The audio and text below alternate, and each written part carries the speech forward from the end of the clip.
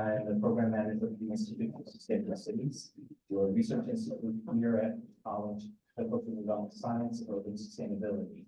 And our areas of focus are all the areas that impact and emissions from cities, including energy, greenhouse gas emissions.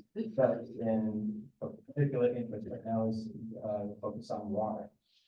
We've worked with NYC H2O over the past almost 7 years now, Matt. Hosting evening lectures focused on the water. And we had to take a hiatus during COVID-19. So this is the initial meeting after that hiatus. So we're very, very happy to have everyone back and hopefully we all things. And we're particularly happy to have Eric Sanderson here, who we've hosted at least twice before in the evening lectures. I'll say at least because I know Eric has been a longtime collaborator with the researchers at our institute, William Selecki in particular. And so I know that there were probably events far before my tenure when Eric was here. So we're very happy to have him here. He's been a very engaging lecturer and presenter, revealing some very, very interesting information about the natural history. No, it's true. Right, you're honestly, Eric is one of the most interesting people that we have to present. So I'm very happy to have him.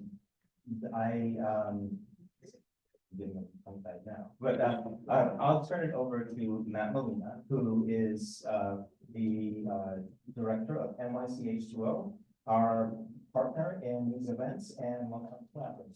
Thank you very much.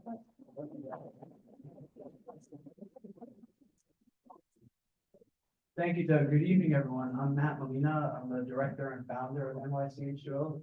So great to see everyone here tonight. See a lot of returning faces. Great to see you, and a lot of new ones. Welcome.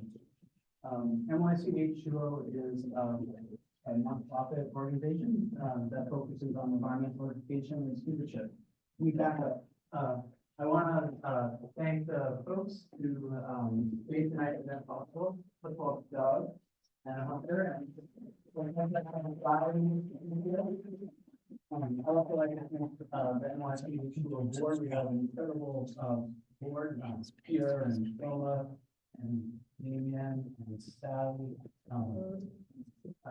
They're the ones that are really behind the scenes make this all work. And of course, our staff that do the hard work day to day. You guys can just raise your hands. It's a little bit about H2O.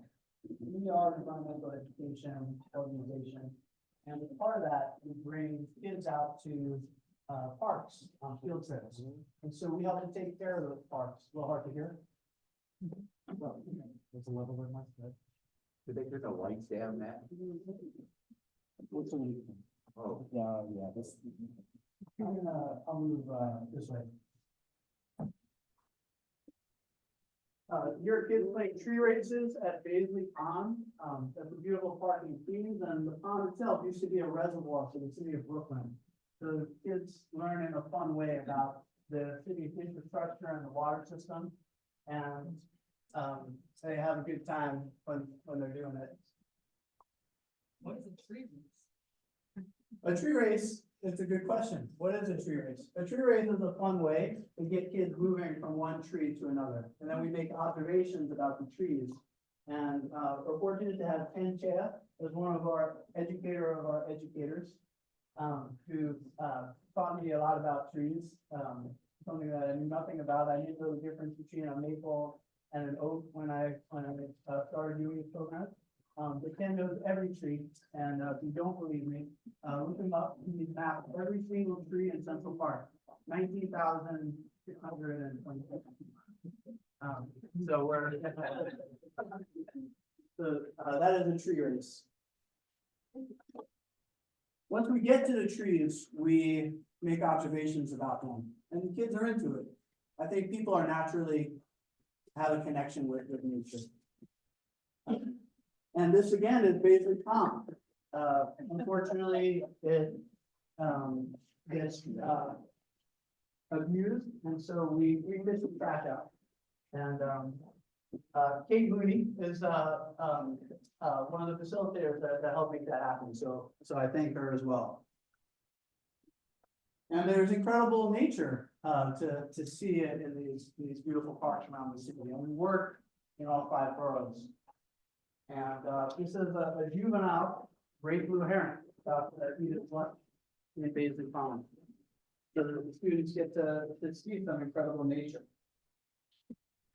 Here is our crew at the Ridgewood Reservoir, also part of New York City's old water infrastructure and the city of Brooklyn's water infrastructure.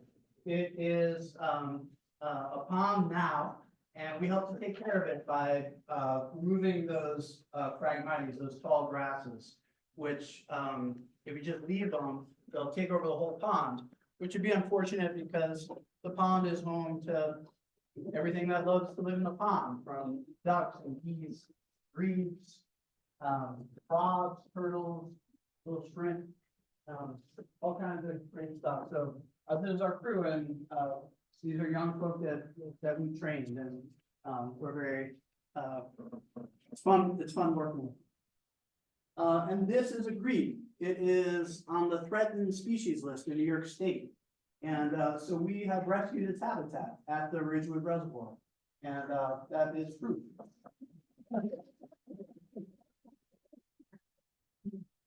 Okay, it's so great to have everybody again.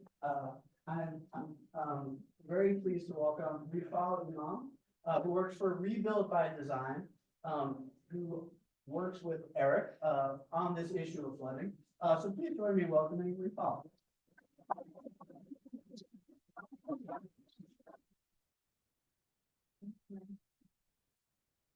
Hi everyone, my name is Rifal Imam. I'm the Rainproof New York City Fellow at Rebuild by Design, which is working on a new initiative called the Rainproof New York City Working Groups, which Eric is a participant in.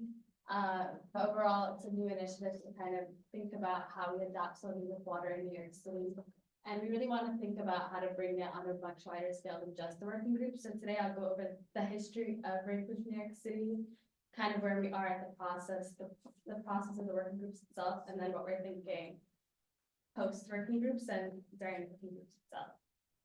So some background is New York City is experiencing increased flooding from rain, as you're all here.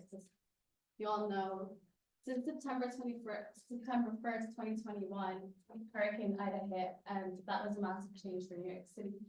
Places that have never flooded before started flooding. People tragically lost their lives, and we realized that New York City needed systematic change. And so, I don't know,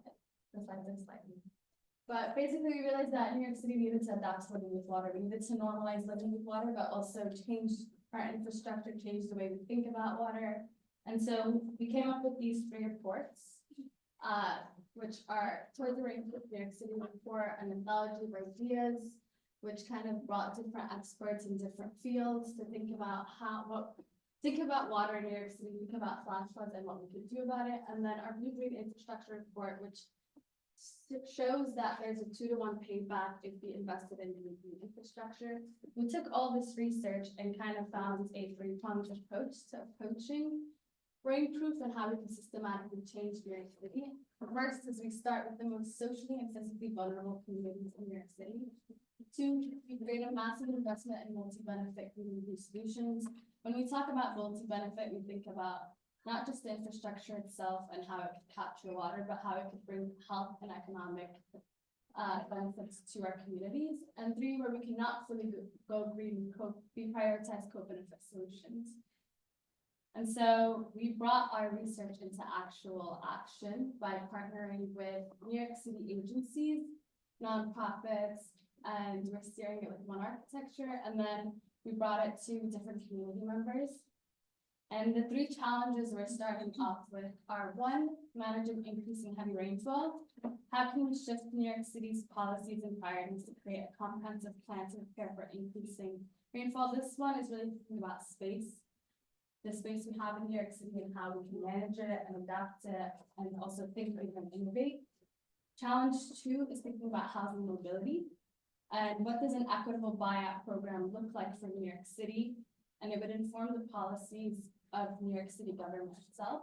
And then 3 is the most kind of non-city, but also just getting everyone involved. How can we build the capacity among communities, the private sector, and community board organizations to share responsibility in managing increased heavy rainfall? This is really thinking about everyone has a role to play. Who are the different stakeholders? You as a New Yorker, you as someone that lives in New York City, has a stake in this and is affected by rain. What is the role that you can play? And so the actual working group process is 1 working group per topic area, comprised of half city agencies and half nonprofits or just private stakeholders. And then each one is co-facilitated by a New York City agency representative and an NGO representative, which is the slide with all the people and organizations we saw.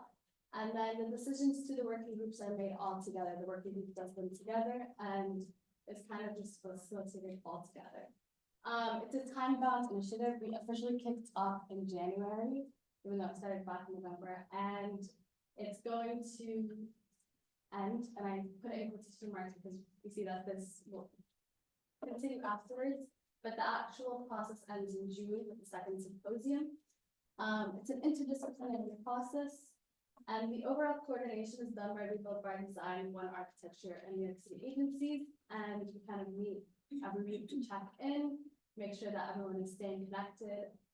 But the co-facilitators really run their own working groups with communication with one another. And this is a picture from actually our kickoff in January. We updated all our pictures. This is Liz, who co-facilitates our 2nd working group. The actual process development, how we got to the working groups, is we did a public call out in November, put it out for a month, and then got 315 applications, with some people actually missing and like expressing interest in staying involved. So the excitement is there, people are aware, people want to get involved. And then we got into a scoring process with 14 of us, the steering committee, and it took us about 2 weeks to score through. And they were all amazing applications. It was kind of just how do we build a holistic group that can compromise all the stakeholders. 52 people were selected from the community side, 49 people accepted, all 5 boroughs, with 12 neighborhood organizations, 21 city, state, and national nonprofits, and 10 plus academic, private, or philanthropy. The city agencies have their own process, so I can't speak to that as much, but there were 14 city agencies, 1 state, and 1 federal agencies represented, and only 1 city agency can be represented per working group to kind of make sure there's not an overbalance of power. And the goal for this process is to kind of adapt to living with water through this collaborative process. It's an innovative process, bringing so many different stakeholders together, bringing so many people's expertise and lived experiences together. What would happen when you bring all those people into a room and kind of give them a say? Create a deeper understanding of intersectionality of community health, economic benefits, social benefits, kind of all of these sectors working together. 3 is utilize stakeholder input by bringing these experiences and experts together and bringing them into the process. What does that create into problem solving?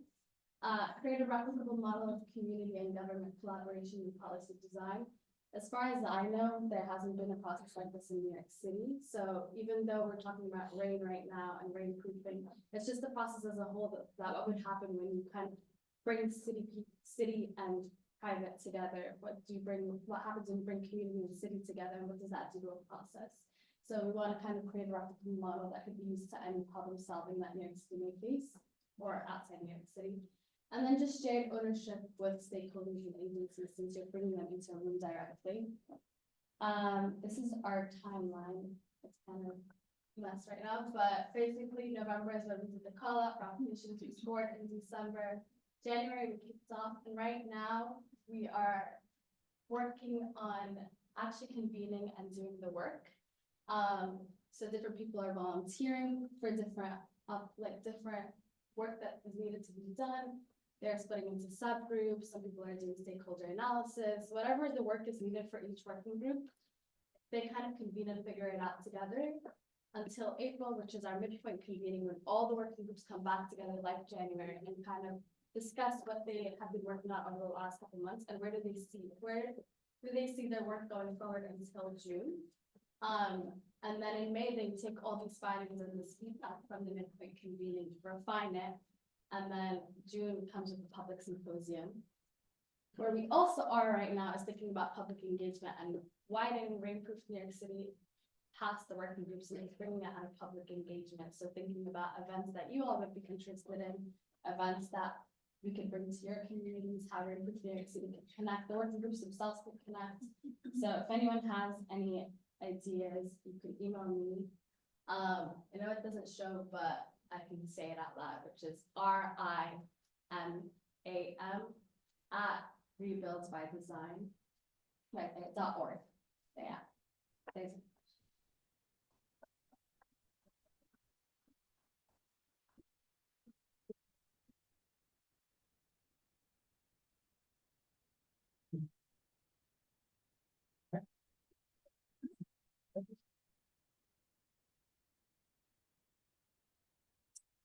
Hi, everybody. Thank you so much for being out tonight. I'm Eric Sanderson from the New York Botanical Garden, and I'm going to talk to you about why our city is soggy. Actually, I'm going to say, talk about why it doesn't flood, where will it flood, and what can we possibly do about it in New York City. I think this is actually one of the biggest problems the city has, particularly given the climate change that we're all experiencing. But before I get started, I just want to acknowledge my co-author, Lucinda Roy, who's in the audience tonight, and who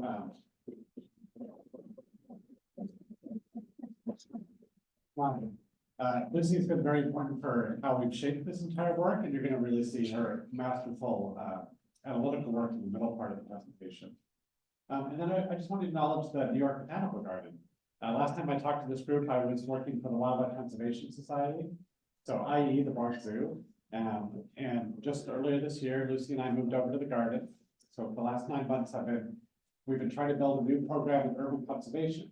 And that might seem surprising to you, like why does the New York Botanical Garden care about urban conservation? So I'll talk a little bit about that before the end.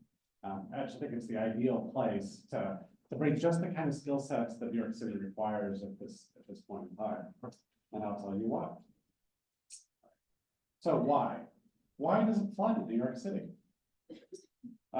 Well, you know, the usual answer that you hear in hallowed halls like this is because the climate is changing, and the climate, you know, is changing, as we all know, because the carbon dioxide concentration in the atmosphere has been going up. This is the famous Keelan curve from the top of Mauna Loa in Hawaii, and this red line is showing you the CO2 concentration in the atmosphere there, and it goes up and down because of the seasonal variation in plants flowering and leaves growing and then dying, and so that creates that up and down you see. But the black line is the trend, and the trend is, you know, going up.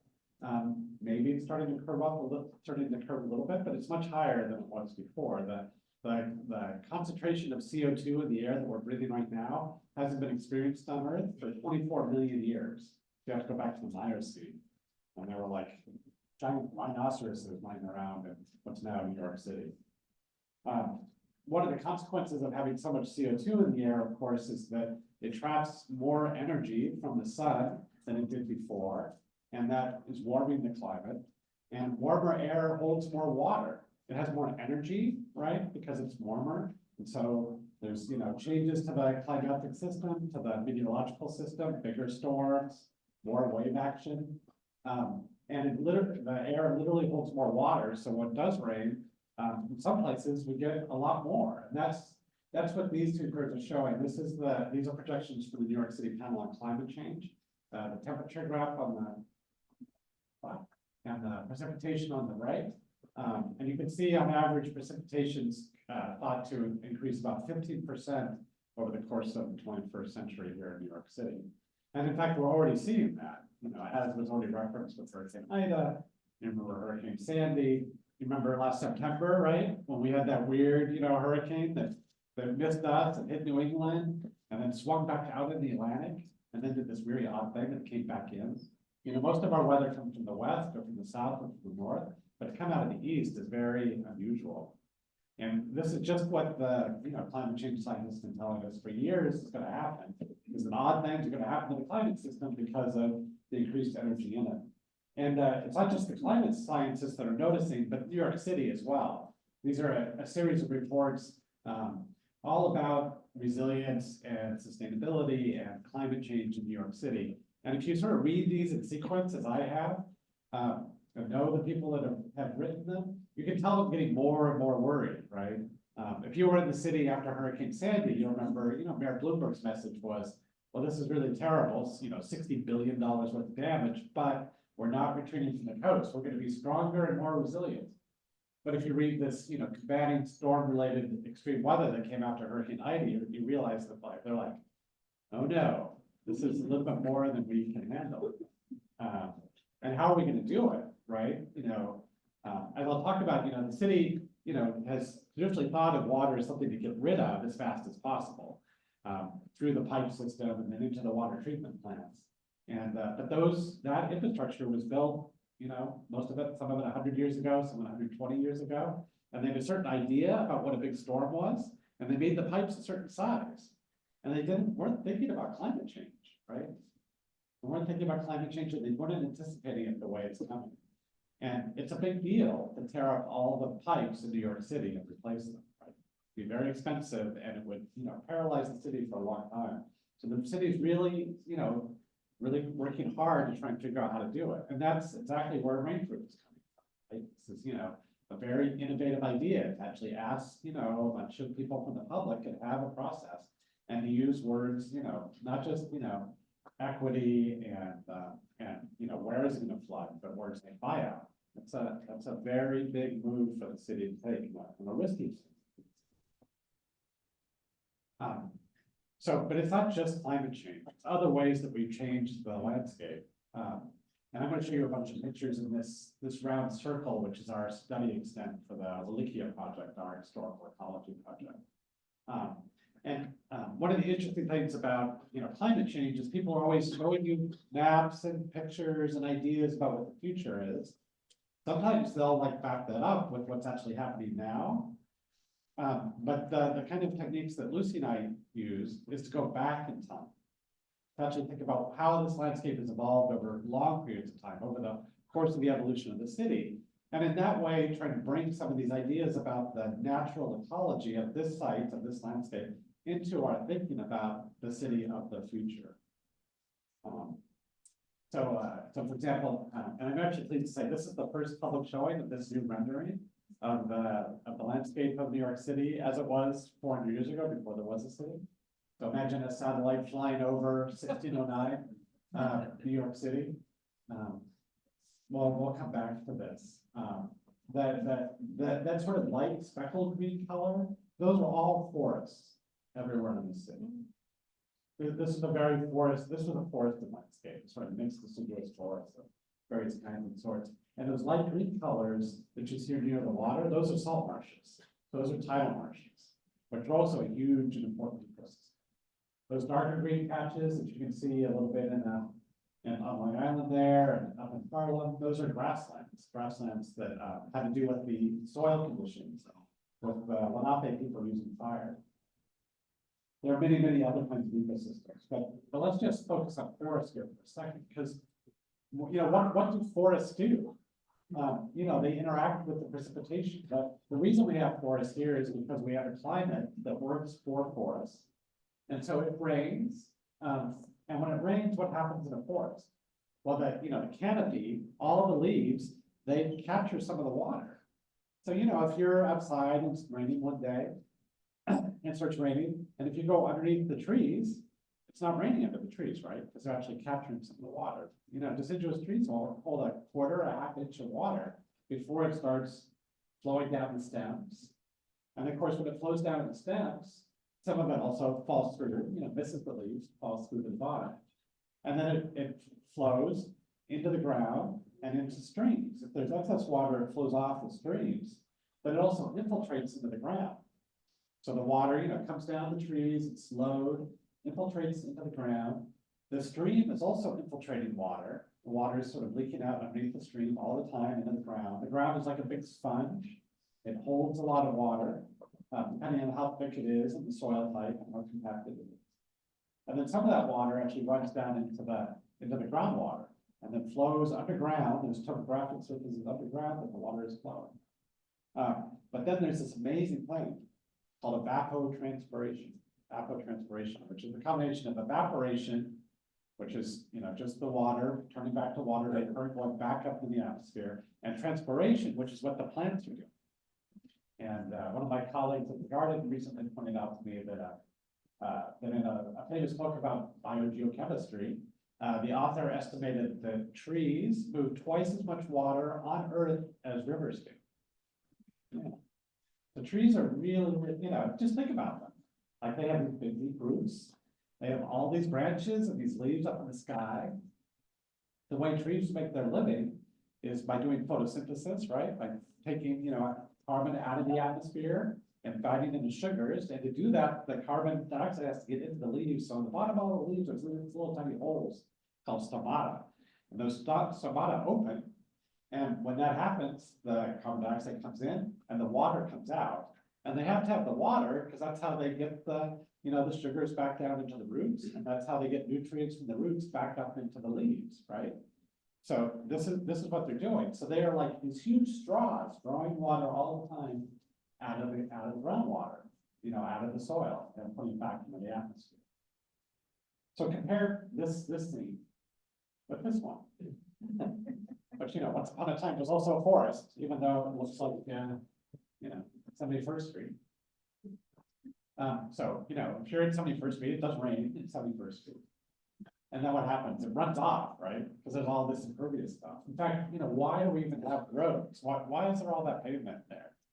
It's because before the road was there was a lot of mud there, right? And if you were trying to drive, those buses across mud, they would get stuck, and that would be a problem, right? So that's why, we paved over so much of the landscape. When we moved to kind of, motorized wheeled vehicles, it's the main way to get around, paving became a huge part of it.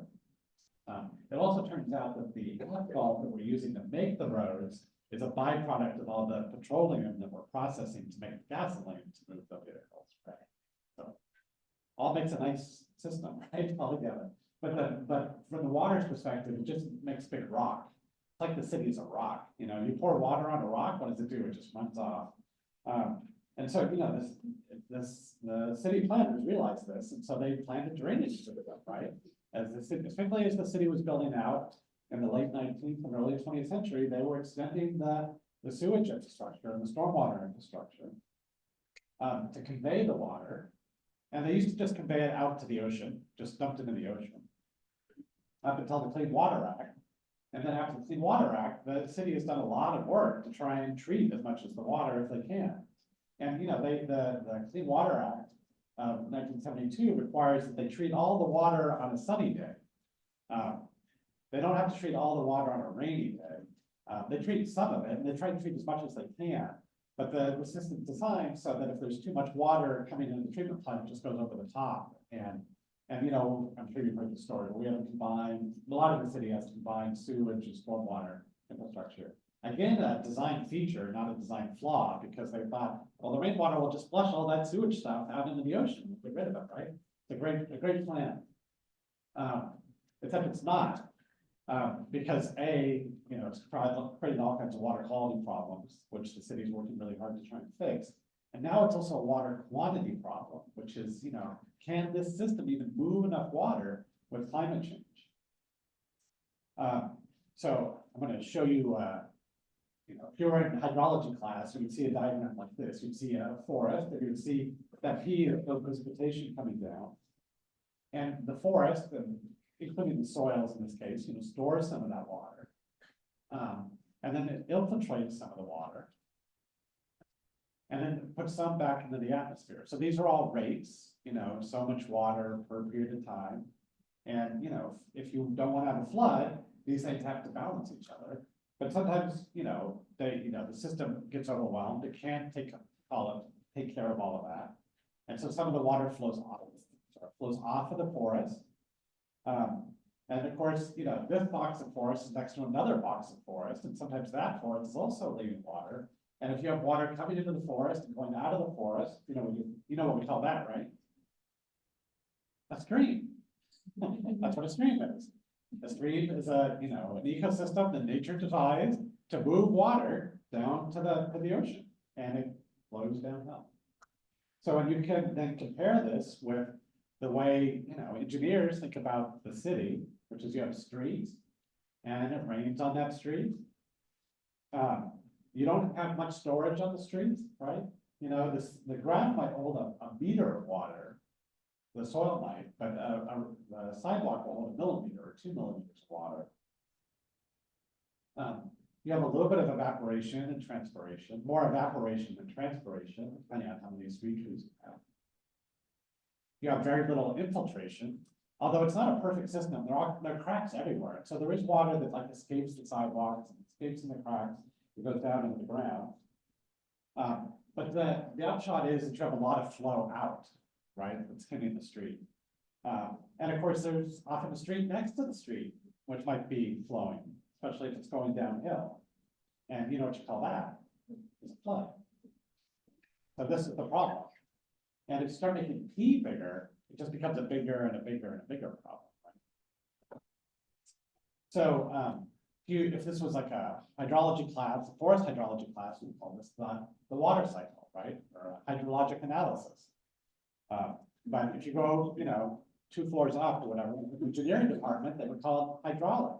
And there is a little bit of I think this is one of the things Rainproof is sort of pulling out, is that there's, we traditionally thought about water in the city as a problem to be conveyed and gotten rid of as fast as possible through civil engineering techniques.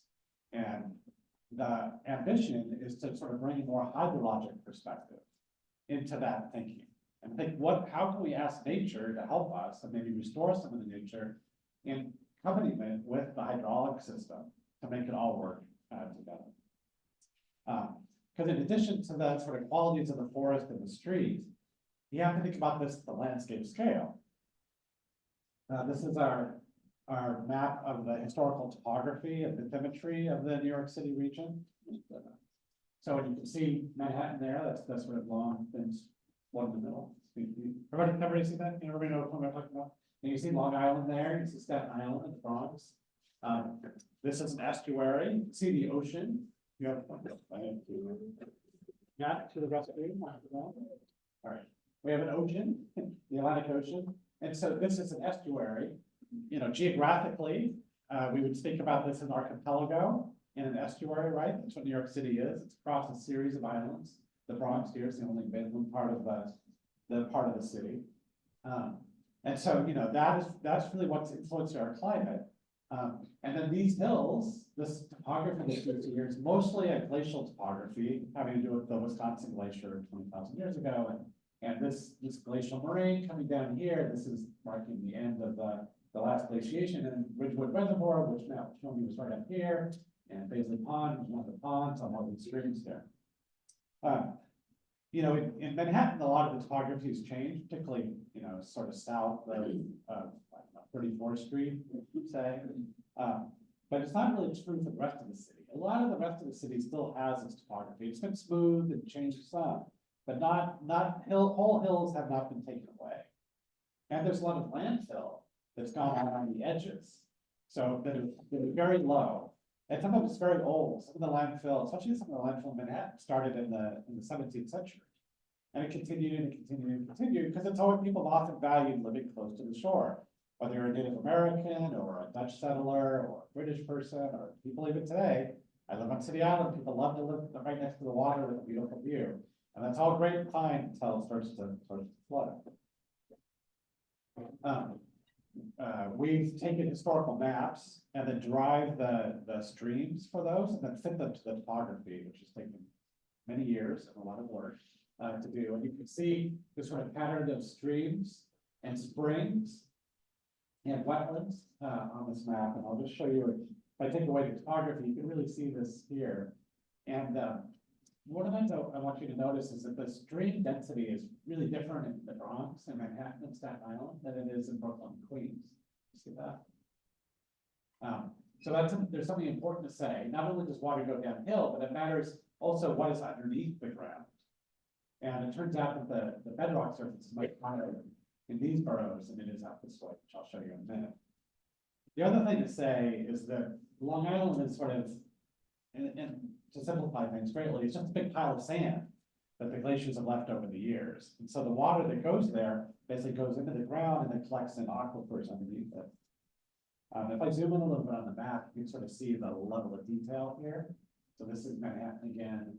This is Queens. This is Newtown Creek. And I always say Wallabout Bay.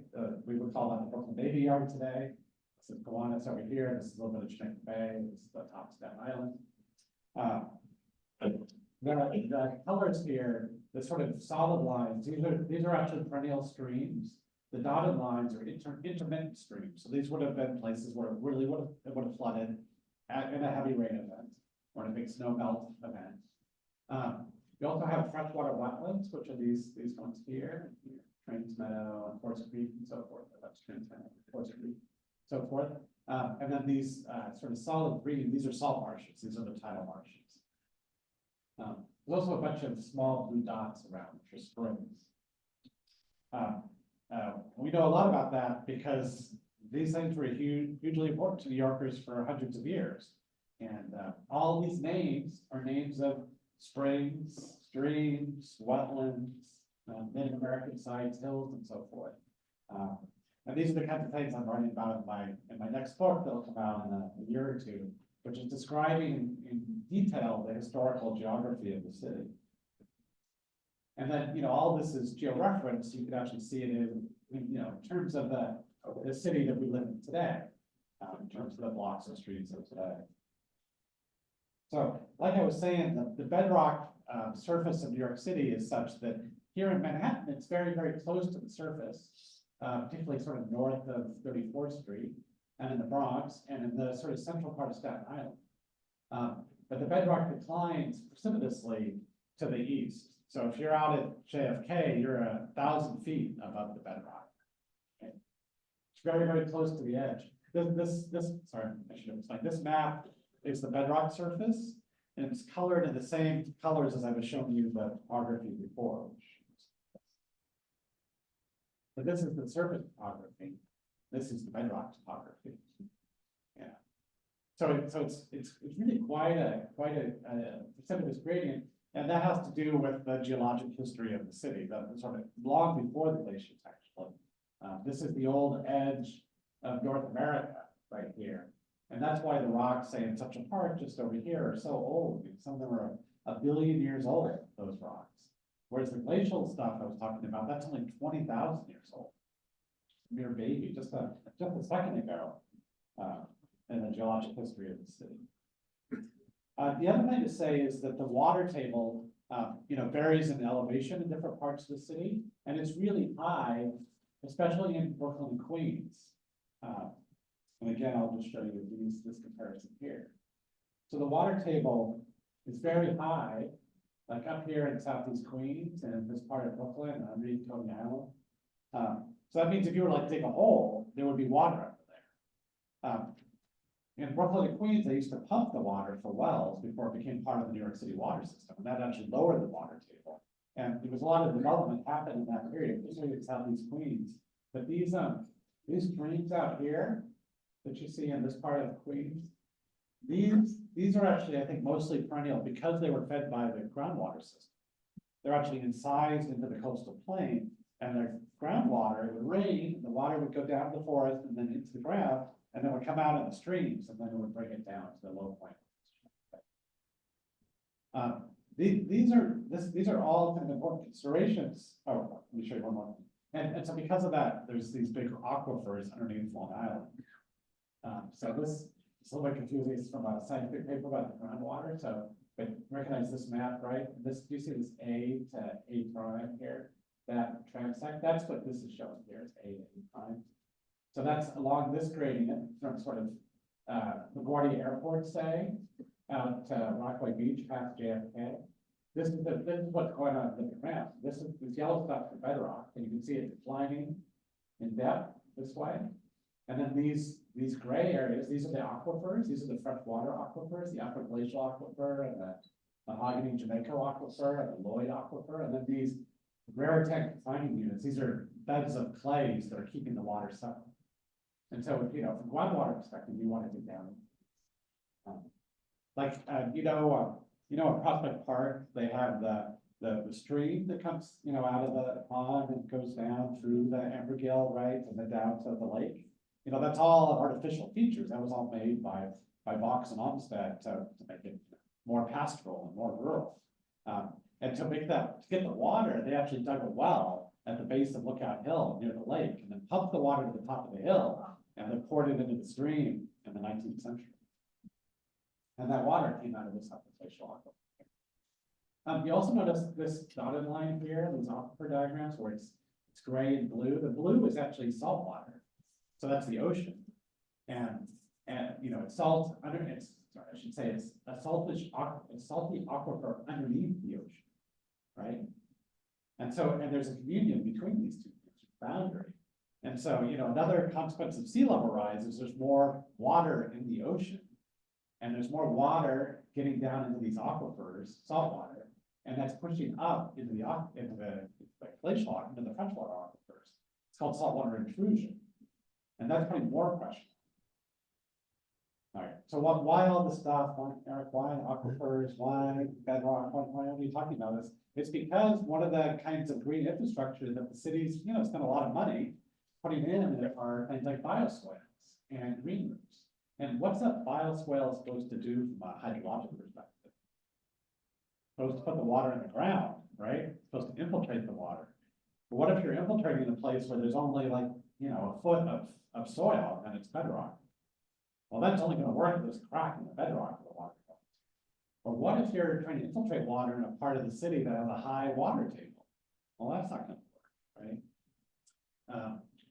So that's why I'm particularly since coming to the garden, starting to think a lot about trees, trees and bioswales, or maybe even someday trees in green roofs, to help put more water into the sky.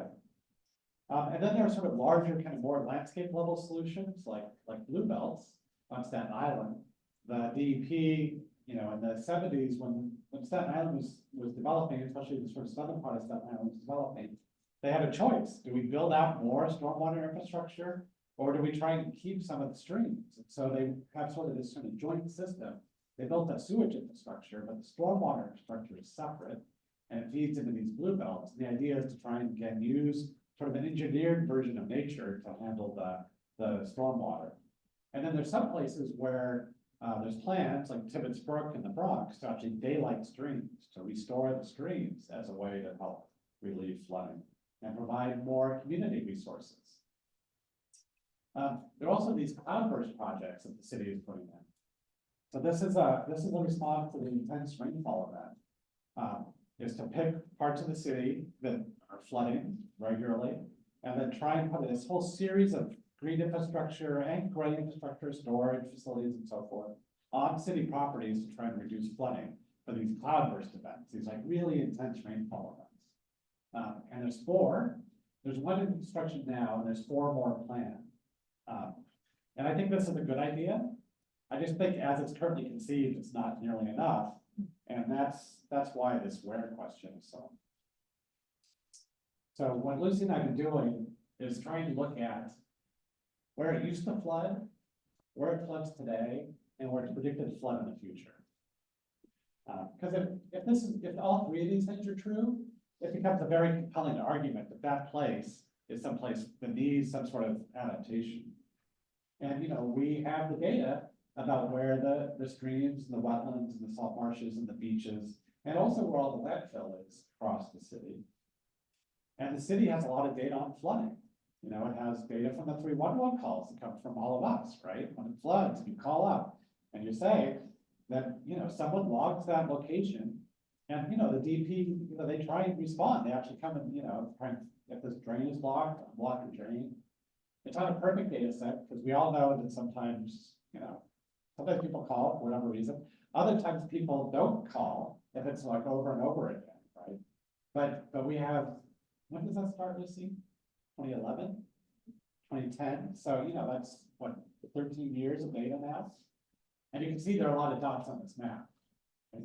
All the dots on this map. There's also modeling, that the city's been doing modeling of where it floods, and they have this, they call these the DEP stormwater resiliency maps, and there's a public report about this, you can read about the approach. Their approach, they use both the piped infrastructure as well as the surface topography to try and figure out where the water's going. And they have a series of scenarios. They have this sort of moderate flooding scenario with current sea level rise. And you can see, it's marking out certain areas across the city. And then, the FEMA, the Federal Emergency Management Agency, has these flood zones, right? They call them PFERMs, or preliminary flood zone. And they tell you, where is it likely that there'll be a 1 in 100-year storm event, 1% probability of a flood event, based on historic data.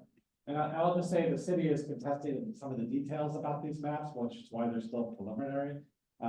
But they're also the maps that we have that are used for insurance rates, if you need to have, insurance rates, if you need to have flood insurance. There's also future plans, future maps about what would a moderate flooding scenario look like with 2050 sea level rise. You can see there are these categories of sort of nuisance flooding, which is a very light blue color, it's hard to see. And then deep contiguous flooding, and then these future high tides are places that are predicted not on a storm, not on a Hurricane Sandy event, nothing like that. Just regular high tide flooding every month that will be flooding. That's this orange color. And then they have an extreme flooding scenario. So that's a bigger event with 2080 sea level rise. And it's this map that actually looks a lot like our historical ecology map, right? We'd actually start to name the streams on this map based on our work. And then FEMA has also the more extreme event, which is a 500-year. And these probabilities are based on history. That history doesn't have climate change built into it in the same way that we're going to experience in the 21st century. So I would take the 100 and 500-year thing as talk about it. Just this is the way they sort of talk about it. So I'm going to leave out a lot of nitty-gritty analytical details. Basically, we overlaid those maps in the computer on top of each other, and then asked where are the places where they're all true, where it was a historically wet ecosystem, a stream, a wetland, a beach, a dune, a marine area. Where was one of those things? And where is it flooding today? And where is it predicted to flood in the future in one of those future maps? And we call those blue zones. So past, present, and future is a blue zone. It's 20% of the city, a little bit less, 19% of the city. We also named and numbered them. There's 369 ones. We sort of put the sort of polygons together where they're adjacent to each other, and then numbered and named them based on the historical ecology. So because we know about this, that's Hunts Cove, blue zone, and Lower Harlem Creek, blue zone, and so forth and so on. We also use the actual input data to try and describe what kind of flooding might be happening. So there's actually many sort of, if you think about it, there's different kinds of flooding, right? There's coastal flooding from like a storm event. There's pluvial flooding from an intense rainfall event, like we've been talking about before. And then there's places where those two things might happen at the same time, where you have to really think about it, right? And so that's what this is showing. So we have coastal, we have pluvial, and we have coastal and pluvial, which is the purple color, right? The coastal is, that's the big one. That's 69% of the blue zone area. 7% is mostly upland flooding, so they're kind of places for the cloudburst, and then the pluvial and coastal is the purple stuff, which is a sort of combination of the two. We also looked at the number of people that live in the blue zones using data from the census, and calculated the percentages of different parts of the city, which is interesting, of course, because some parts of the city have less blue zone, but they have more people because they're denser. Other places have bigger blue zones, but fewer people because they're less dense. But the upshot is it's almost 1 million people, about 985,000 people live in a blue zone. And you can, the color here is indicating the number of people per blue zone. So, obviously the Rockaways is kind of a special case, but I'd be happy to talk about it. But, that area is very flood prone and will be even more flood prone in the future. And a lot of these coastal areas, Coney Island, Howard Beach over here, Wattis and Red Hook over here, around Flushing Bay, Flushing Meadows. And then up these river corridors in the Bronx, including the Bronx River. We also calculate the number of buildings that are in the blue zones, and here it's about 100,000 of the about 1 million buildings that we have in the city, so about 10%, 9% of buildings. And this is just to summarize that, the number of blue zones by borough, the kind of area, the estimated number of people, and the number of structures. So you can see why the city's nervous, right? That's a lot. It's not, sometimes people say sort of in informal conversation, it's, oh, the whole city's gonna go underwater, right? You know, and they have these sort of apocalyptic ideas, and I'm not saying that to you at all. It's not 100%, it's 20%. So think about that. What does that mean to you? 20%.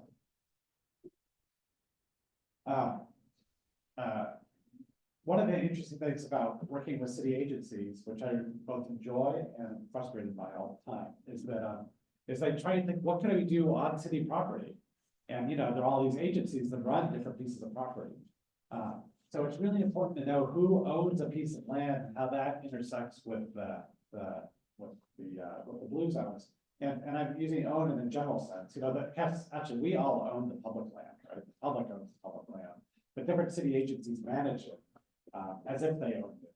And they're very kind of territorial about it. And then there's a bunch of private lands. So this is the breakdown of the blue zones by land tenure. So private, right of way includes the streets and sort of the sidewalks and public plazas and that sort of thing. City land, city and other government land. So, you know, city and state offices or city and federal offices on the same parcel. Federal, New York State, state and federal.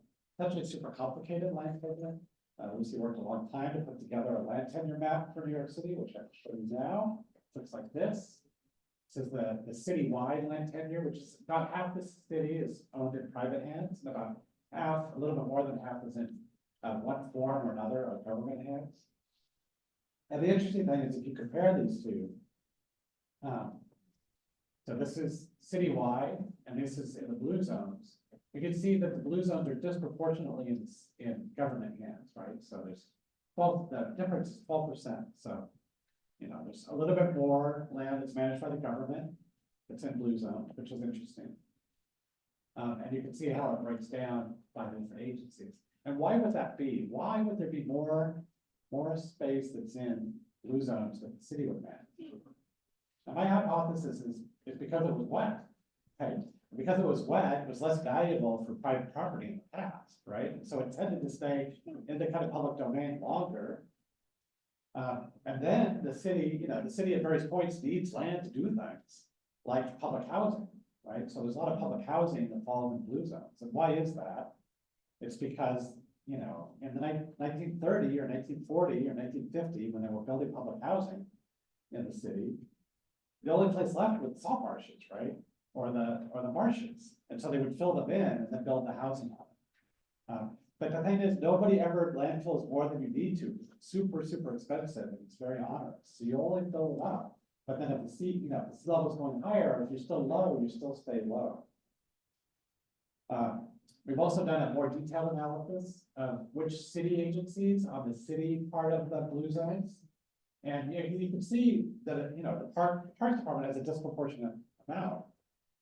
This is actually a very worrisome number for the Parks Department because, you know, the Parks Department, you know, they know, and they know they have a lot of more pervious, you know, less impervious, more pervious cover. But they also know people use parks for all kinds of things. It's not just for water control, obviously, right? For playing, for recreation, for, you know, going on hikes and enjoying nature and just getting out, being with your family. It's not, you know, we can't just use a lot of parks to be water control structures. And it's not to cause a little bit of tension between the Parks Department and DEP about this. So let me, you know, I've been talking in general on a citywide scale. Let me just talk to you just very briefly about 3 particular places that have been in the news. So this is from the Gothamist about why one Queens block has flooded for decades. So this was after Hurricane Ida. This is one of the places where people died in the basement apartments you know, which was such a, you know, it's such a terrible thing. You're in your apartment, you're in your basement, probably don't even want to live in a basement if you don't have to, and then suddenly the wall falls in with a wall of water and people drown. Tragic. This particular place was formerly known as Rock Hollow Pond. And this is our historical DEM, digital elevation model, and that's the modern digital elevation model. So you can see the topography really hasn't changed. This pond was filled in 1906 or 1908. And then, you know, it was countryside for a little while, and then people built houses on it. And so the people living and owning those houses, you know, they didn't know about the pond. You know, it's often several times removed. You know, it's not their fault that they're living there, but it's a big problem for them.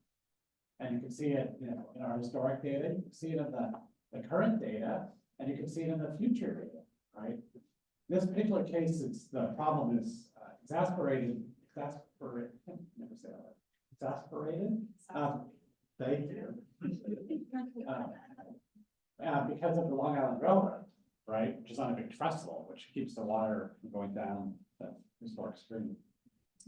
Or this neighborhood in Casino Park, there's a little inn holding in Casino Park that flooded terribly, and after Ida, you know, everybody lost their stuff in their houses, so they just dumped it out on the streets for the sanitation department to pick up.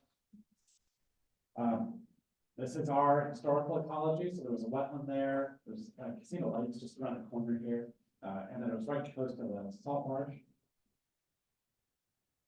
And you can see that still in the topography, except that now there's this sort of bridge here, which makes this a bowl that collects the water. And then you can see that in our historic data and that neighborhood that's currently flooding, and then what's expected to flood in the future. And then one more, which is the Jewel Street area, or the hole right on the border between Queens and Brooklyn, which was historically and ecologically a completely fascinating area where a stream was coming down and meeting salt marshes and brackish marshes and then draining out to Jamaica Bay. Up at the Botanical Garden in the library, they have all these books from the 19th century of botanists who would go out here to collect plants. So there were all these like weird and kind of endangered rare plants. It was actually one of the botanically most interesting places in the city back in the day. Here's what the topography looks like. So historically, the topography was much lower, and it's still quite low. And because of that, it floods here all the time. And also, this part of the city is not on the sewage system, and so it's just on septic. So everybody has their private thing. And so when it floods, you know, that's a bad combination. And so the neighborhood's been advocated to be lifted up, because there was this hill over here and this hill over here, and they're like, how come we're not high? But they're not high because of something the glaciers did, you know, they're low because it was low for a long time. And it would be, you know, very expensive to lift up. So there's, you know, it's resistance to that idea. And so you can see that here in the blue zones, you know, again, our historical ecology and the present flooding and the future flooding. See these series of blue zones. So what is the upshot of this story? So a blue zone is, you know, a group of contiguous blocks that are wet, were wet, are wet, and predicted to be wet in the future. So these are the places where flooding can be expected across the city. And I'll just say that this is probably the minimum set. There are other places, you know, where the three don't align, and they're still flooding, and they're still predicted to flood because of things we've done, you know, building infrastructure that blocks the way water goes. For example, I think, 47% of the city that has a 311 complaint, 47% of the blocks of New York City have flooding complaints, right? But, you know, the blue zone's only 20%, so it's a bargain, right? In order to fix things. There's 369 of them, numbered and named for the original features. It's 20% of the blocks, 19% of the land area, about 985,000 people, 101,000 structures. This is something I've been saying to my colleagues, is that, you know, the government, you can do a lot, but you can't do it all on your own. Like, we have to have policies that also help people on private lands, not just pave over their houses and pave over their driveways, but actually be responsible for trying to manage the stormwater on their properties. And then giving a place for the water to go through the blue zones will help us protect much more of the city than we might have to give up by having the blue zones there. So, let me just conclude with a few comments about, well, what can we do? What can we do? We can nature your city. That's what we can do. I really believe that, nature has most of the solutions that we're looking for here. And we're gonna have to give some land back to nature, but what we're gonna get is a city that's gonna last for hundreds of years into the future. And how do you nature your city? Well, you use the historical ecology, you take it seriously. You actually look at the lessons that nature is teaching us, and you build it into our thinking and our management and our idea about the future. And, frankly, I think that's a lot of the work that NYC H2O is trying to do and trying to teach. We also need to engage more people in the process of imagining this, right? Not just all of you who, spend some time on your Friday evening and come and learn about flooding in New York City. But, we really need to mobilize hundreds of thousands of people, and really for every person in the city, to sort of realize the scale of the problem that we're facing. And, we have this software, this online free visioning platform called visionmaker.nyc, which you're welcome to try out, which one of the things it does is help you think about flooding. But we really need to go beyond just imagining and actually putting plants in the ground, active restoration, particularly in flood zones. Because trees are really good for helping us manage water, and streams are really good for helping us manage water. And we need to have the sort of environmental governance, the procedures and the policies and the best management practices, all these sort of things, all the kinds of things that have come out of the Rainproof NYC initiative, I hope, help us manage our ecosystems in a way that helps us go into the future. And I will tell you, the organization that helped lead this is the New York Botanical Garden. It's why I made the move from the zoo, because these people really know their plants. I mean, they really know their plants. I can't tell you how many times I've been reminded over the last 9 months that I'm not a botanist, only an ecologist. Moreover, these people know how to plant things and take care of them. And that's going to be super important, because if we are restoring, it's probably not going to be 20%, but say we restore 10% of the city into riparian zones, nature in the city needs to be taken care of, and you need people that know how to take care of nature. You need to have horticulturalists, trained, skilled horticulturalists. We have these established education and exhibition programs to help get the word out, to help teach people, to build the next generation of people to maintain the environment of the city. We have the Power of the Place in the Bronx. We have a forest with a river. You should come see it. It's very beautiful. And the Bronx is a super diverse, super interesting part of the city, and a great forum for testing out a lot of these ideas. And mostly, and this, I've been very impressed by this by all my new colleagues, is they're super interested and really want to make a difference, not just on the garden grounds, but across the city, across cities around the world, and for the world as a whole. We are purposeful planners. As I've been told. So I'll just wrap up now. So the Soggy City. So why does it flood in the Soggy City? Because we don't have enough nature in our midst anymore. And where does it flood? Well, the places that nature designed to flood. So what can we do about it? We can nature your city. NYC. Get it?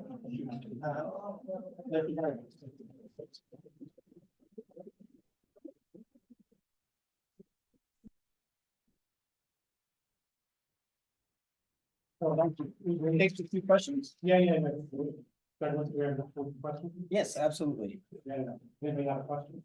Bring up Lucy. I'm gonna ask that, if I have questions, we'll bring the microphone to you, and that way the folks who are on Zoom will be able to hear it. Let's see, I will start out with you, so your name go first.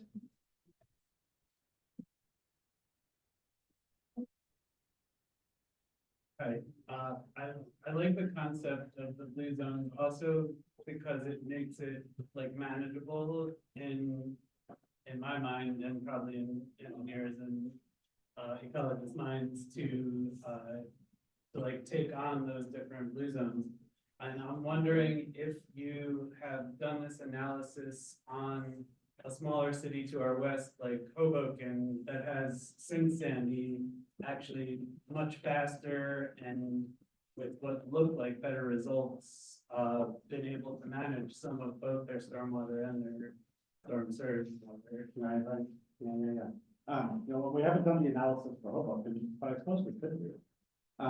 But I think Hoboken is a really good example for us. There was that nice Michael Kimmelman piece, this fall in the paper and the New York Times about it.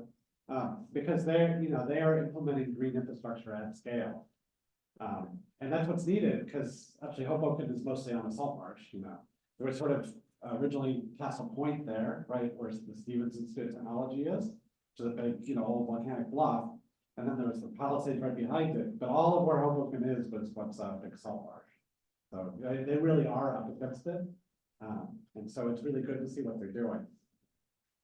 So thank you for mentioning. Wow, that was amazing, really good. I'm glad you're talking to see. So I have a question on the 311 where you're talking about where it flooded. Are you also in touch with like Con Edison and the utilities? Or is that data not being captured because when the electrical subground goes out? So they have this. Yeah, that data is not publicly available. I'm sure they know. I gave a talk like this at the Garden in the fall, and there was somebody in the audience who is sort of a middle manager at MTA, and he's like, oh yeah, I know those places. Because, you know, you think about it, like, you know, we have all these activities to infiltrate water, but, you know, into the ground, but there's things going on in the ground, you know, there's, you know, our electrical infrastructure, there's our, you know, telephone and internet infrastructure down there, and there is our transportation infrastructure, right? And there are parts of the MTA, you know, part of the subway system, particularly out in Brooklyn and Queens, where they're pumping all the time, 24 hours a day to keep the water, you know. So it's a huge, huge issue. Hi, earlier you said microwave was expensive. Yeah. Oh, yeah, yeah, be very happy to talk about the Rockaway. So, you know, the southern shore of Long Island, the South Shore, all along from, all the way up from Montauk, all the way to Coney Island, has this barrier island system, series of barrier beaches, right? And those are, you know, that's nature's protection against coastal storms. So, you know, most days, the way the kind of prevailing winds move and waters move, it deposits sand. And then the winds blow that up into dunes. And so there were dunes all the way across there. But occasionally you get a big storm and it busts that system, right? And what the dunes, what happens is they take a lot of the storm energy and then they, you know, the water goes over the top, and then behind them, there were these kind of back bays that are full of salt marshes, like Jamaica Bay, or Coney Island Creek for that matter, or all the ones out in Long Island. I don't know all the Long Island ones, but you know what I mean. That's basically the way it works. And you know, salt marshes, they don't mind having extra water; they get flooded out every high tide anyway. So that was nature's system, and it adapts all the time. And the way the prevailing winds work is constantly moving toward the west, all the way until you get to Coney Island and Gravesend Bay, and then it meets the water coming out of the Hudson River, and then it turns. And actually, you can see it. You know, if we go back to the historical imagery, you can actually see. I keep talking while I'm doing this. Tell me when I get started. It actually creates these patterns in the sands. And you know, there used to be all these shoals coming into New York Harbor. That there are all these maps trying to map them, although they keep changing. You see here, so there's a series of islands along here, and then it gets here and then it kind of spins back around this way. This is where we think the Rockaway Peninsula was in 1609, which is about 5 miles from where it is today. It's really hard to know exactly where it was in the 17th century because we don't have very good maps for that, but we have very good maps from the 19th century, from about 1844 on. And Chris Spagnoli, who's also in the audience, and our colleague Mario Giampieri digitized all of those. And we documented a movement of the growth of the Rockaway Peninsula of 2.5 miles between 1844 and 1907. 2.5 miles of land made by nature. So much land that it actually closed off Jamaica Bay and then allowed the sort of marsh islands to Jamaica Bay to form. So that whole area is just sand and dunes. And basically, you know, in the Lenape times, nobody lived out there. Like, why would you build your wigwam on on a sand dune, right? You know it's gonna get blown away. You would go out there to hunt and fish and enjoy the water and everything. You wouldn't live out there. And even in the colonial times, nobody lived out there until, you know, in the 19th century, we started building railroads, and then there were resorts out there, big, huge hotels, and it was really wonderful. Except that every 10 or 20 or 30 years, they would get blown over by a huge storm and destroyed, and burnt down. And even islands, there's a little island off of here that called Hog Island, that just got wiped out one day in a storm, just completely destroyed. It was only sort of in the 20th century that we decided, Barbara Moses in particular, decided that we're gonna drive cars out there and then we're gonna have permanent housing. And that's put a lot of people in danger. And we saw that during Hurricane Sandy. And I think Hurricane Sandy is just the taste of what's.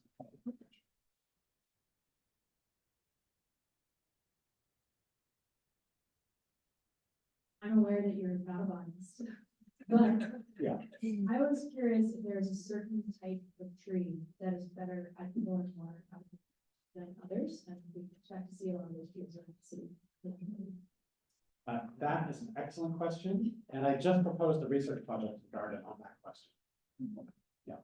I mean, obviously, larger trees would be better, and trees that root more deeply would be better.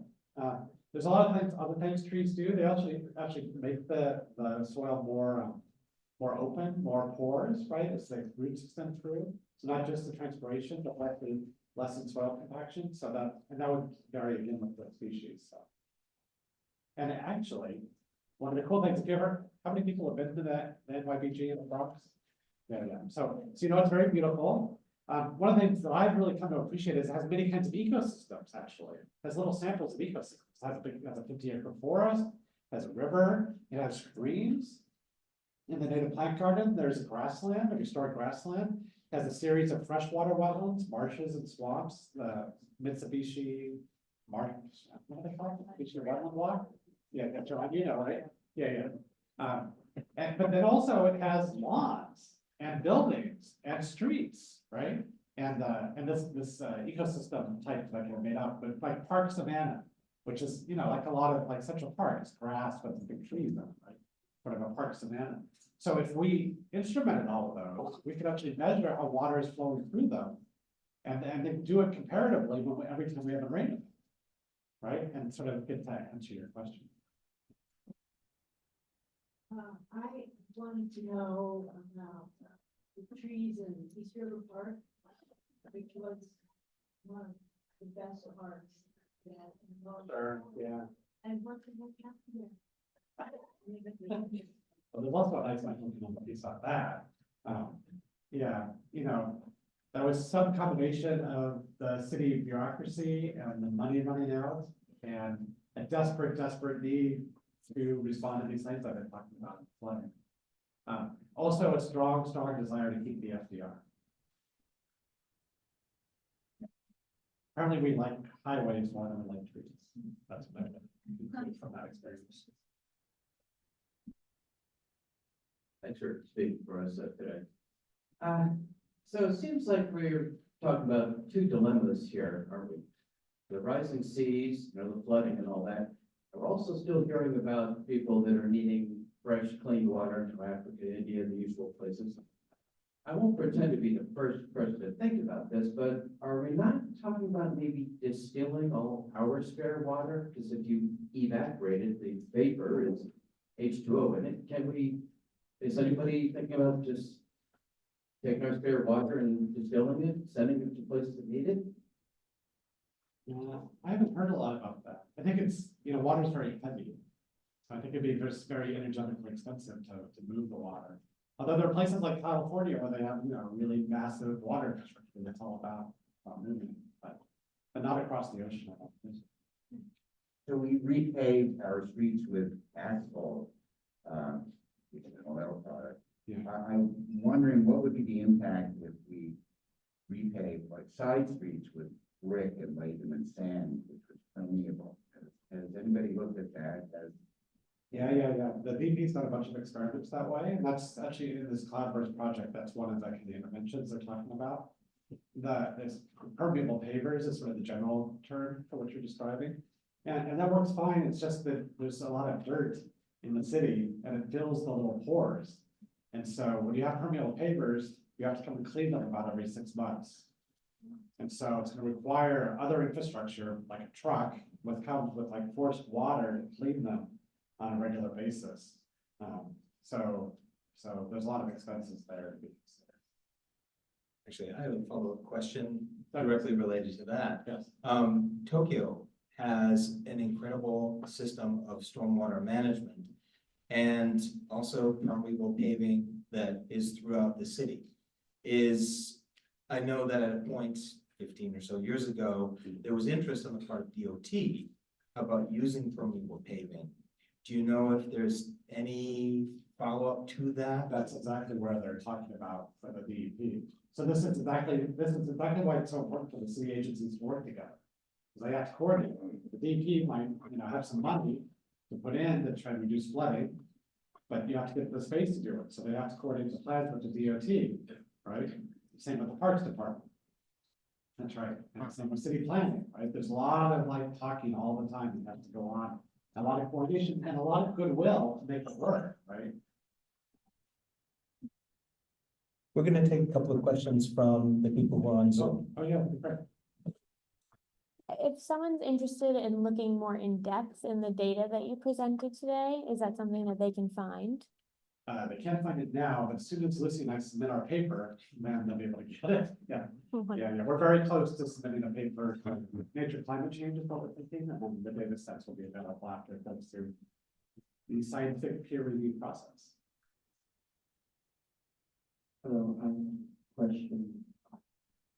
What you found about New York City Environmental Development Corporation's flooding plan, where Lauren had been, that's part of, the East Park was ripped up for, and, what your thoughts are on that? There's one idea that should tear down the drive viaducts and replace it with boulevard.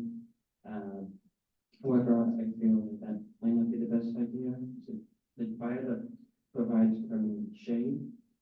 Yes, that's fine. And it also is easy access to the waterfront, but and also with the Army Corps of Engineers and the flood gates that are proposed, and then what people are talking about greener solutions such as using seagrass meadows instead, and pointing the benefits of the I feel that. I think the seawall on the East River, I think part of it, the plan will actually narrow the East River. Not sure if it's also the best idea since it's a major shipping channel as well. Yeah. So, I don't know, each one of those is a long topic. So I'll just say generally that, the city's talking about spending lots of money on these adaptation activities and these resilience activities. And not just the city, but also the federal government, as in the Harvard tributary study from the Army Corps of Engineers. But the thing I've been frustrated with all of them is they are not a solution for the whole city. They're really picking on parts of the city and really putting lots of money in those, and then just not saying anything about other parts of the city. And I think that's inequitable and unfair and short-sighted, and I don't quite get it. One more question. Two more questions. We'll do two more. One on each side. There we go. Hi, Eric. It's great to see you again. Yeah. A few things. One is, when I did my research on the botanical gardens, as I understood it, it was formed to protect an old world fauna. That's right. So it is in its legacy Indeed. to be a forest protector. It is true. And I'm glad you were the plant people. Yeah. I still like him. People can like animals too. You should tell the plant people. But in some of the emerging science about how incredibly sophisticated forests under subsurface soil, subsurface ecology of the forest, it's profound. Yeah. So in the work that you've been doing and trying to understand how to have urban trees and how to reforest the city, are you also taking into account how to revitalize the substrate and all those communities under there that are needed to really have not only the healthy trees, but the healthy soil? That's right, that's right. You have to, have the soil profile that support the vegetation.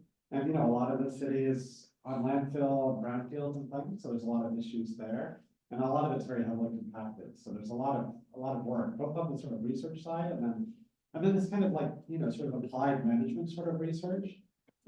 Another idea that we've been talking about is, some sort of experimental space at the garden where you can actually test out these sort of things and then see how, they improve infiltration and fabric restoration and so forth.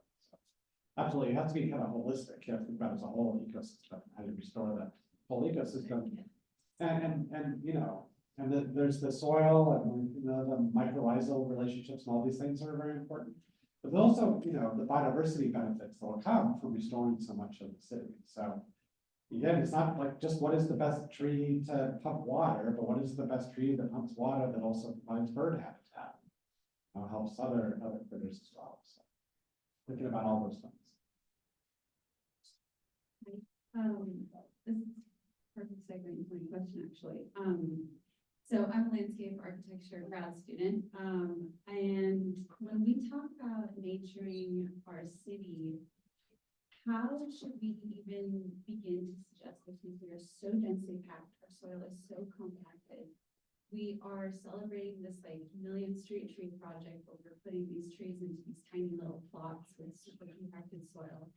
I have my professor telling us about CU soils developed by Nina Bassick and at Cornell, which is like they put in a hydrogel with acrylic polymer into the soil to help with compaction so that it like holds on to water more. I mean, we're putting plastic into the soil willingly instead of expanding the tree plots, instead of widening the tree plots, shortening the sidewalk. Like, people are asking, how are we going to open our car doors? Like, you got to go through DOT, you have to go through so many different agencies to get that one tree to just live. How are we going to nature our city when we have so many problems and so many people working against us? Yeah. So I got my professor telling me, like, keep dreaming, kid. And I don't know how to emotionally stomach this. That's a very excellent question and a very good point and well said too. And it makes you think of a couple of things. One of the reasons we numbered all the blue zones is so people like you can pick a blue zone and create a design. So so that's one thing. But this is the whole challenge of climate change. It's like you change the climate, right? The climate touches everything about what it means to be a living thing on Earth. And that means that the conventional ways of thinking about our lives here will just not work in the same way into the future. And so, this is the moment we're in, where, the reality, the physical reality of our lives, the physical reality of our climate and environment is coming head on into these old ideas that we've held about, how to change the environment. And, people want to clutch on to the thing that they know, which is, let's engineer our way out of the problem. Instead of sort of backing up the other way and say, oh, okay, maybe we went too far with the whole engineering thing, and let's try that with ecology instead. And then the final thing I want to say is the sort of big message of Nature Your City is, sure, blue zones is 20% of the city. That's a huge part of the city, but it's not everywhere in the city. But it's a big enough chunk that it means that we can't just deal with flooding and adaptation in its own silo as its own thing. We also have to use this as an opportunity to address affordable housing, the patterns of density in the city, the way transportation works and our dependence on the car. And this is our big chance to address the environmental justice issues, which are so deep and so awful and have been so such long-standing in the city.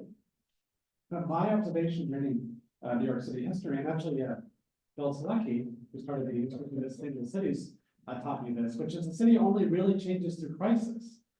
So here's our crisis, which is climate change and flooding, and it's actually even a good one because we just have to wait a little longer. There'll be another big rainstorm this summer, or the skies will turn orange. It's something other crazy for reminders. And so, we need to take these as our chance to change and to create the city that's gonna last for another 100 years. Thank